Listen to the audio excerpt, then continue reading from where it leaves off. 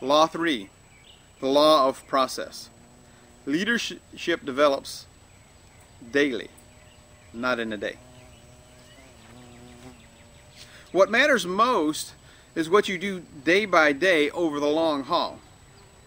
The secret to our success, Tag Short says, is found in our daily agenda. How do you organize your time? What do you do every single day? How do you work on sharpening your saw every single day? That's what's really important. What you can see, what do you see when you look at a person's personal agenda? What are their priorities, passions, abilities, relationships, attitudes towards personal development, daily discipline, vision, and influence? See what a person is doing every day, day after day, and you will know who that person is and what or who he or she is becoming. Leaders are learners. It is the capacity to develop and improve their skills that distinguishes leaders from their followers. Successful leaders are learners, and the learning process is ongoing. It is a result of daily self-discipline and perseverance. The goal each day is to get a little bit better, to build on the previous day's progress. To be conscious that you are ignorant of facts is a great step towards knowledge. So you have to know what you don't know, and sometimes we don't know what we don't know, and we're just kind of like wandering out there.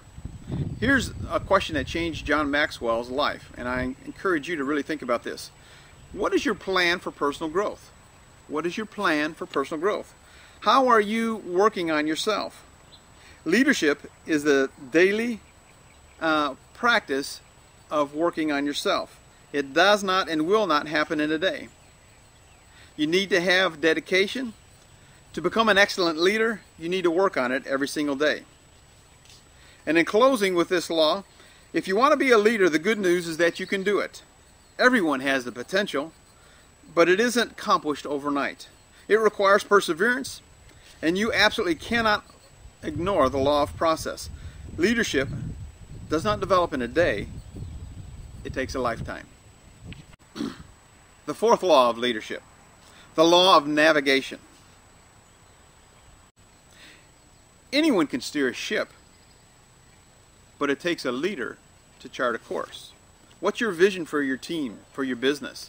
Are you just out there, as Zig Ziglar says, being a wandering generality, or do you have a meaningful, specific destination? Is there a place and a vision that you have, a course that you've set, that you want to take your team?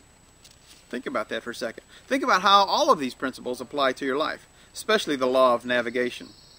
A leader is someone who sees more than others see, who sees further than others see, and who sees before others do. You know, one of the things that is just so exciting right now in our business is social media. Are you studying that every day? Are you working on developing relationships with people, not only in your hometown, but in your state and in your country, and in fact, all over the world? I was on my computer yesterday morning on Facebook, and I was talking to a friend of mine, Louis, in Hong Kong. And it's pretty cool when you can develop relationships and people see who you are and get to know who you are, and you develop friendships. And that friendship with Louis might turn into something magnificent one day, or maybe it's just going to be a magnificent friendship. It doesn't really matter, because in today's society with social media, it's all about developing relationships. Business has always been built on relationships. Here's some things that John Maxwell talks about in terms of reflective thinking. Reflective thinking gives you true perspective. It gives you emotional integrity to think about your life. It increases your confidence in making decisions when you reflect about what you do and what you've done and how you can become better. It clarifies the big picture for you. It takes good experience and it makes valuable experience when you think about what you've done right, what you've done wrong. It is the process of setting goals, taking action, slowing down, and then reviewing what went right, what went wrong, and then making slight adjustments. You know, I wish I could say we've become success overnight, but that's not the way it happened. You know, I remember when I was stuck at like $5,000 a month in my business, and nothing would could get me through that hump, or that ceiling, if you will. So what did I do? I actually hired a coach, because I had to create some new thinking for myself to create the level of success that I really wanted. Navigational leaders get ideas from many sources. They listen to members of their team, they talk to people in their organization, and they find out what's happening at their grassroots level. Do you do that? Do you listen to your people, or does sometimes maybe ego get in the way? You know, ego can be a vicious thing against us. Balancing optimism and realism, intuition and planning, faith and fact can be very difficult. But that's what it takes to be an effective navigational leader.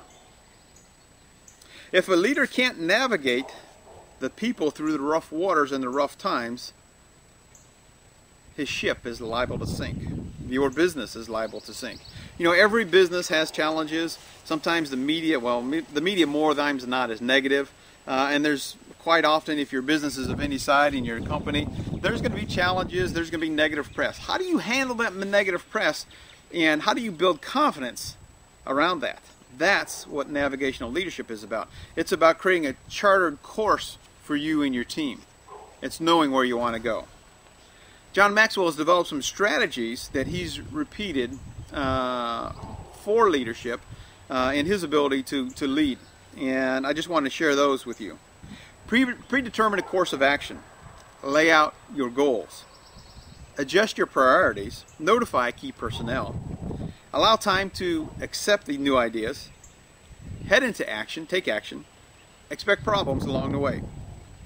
Always point to successes. And daily review your plan. Those are the things that John Maxwell found effective in leadership, and I would beg to tell you that if John is utilizing those on a daily, weekly, monthly, annual basis, odds are you and I should too. In the end, it is not the size of the project that determines its acceptance, support, and success.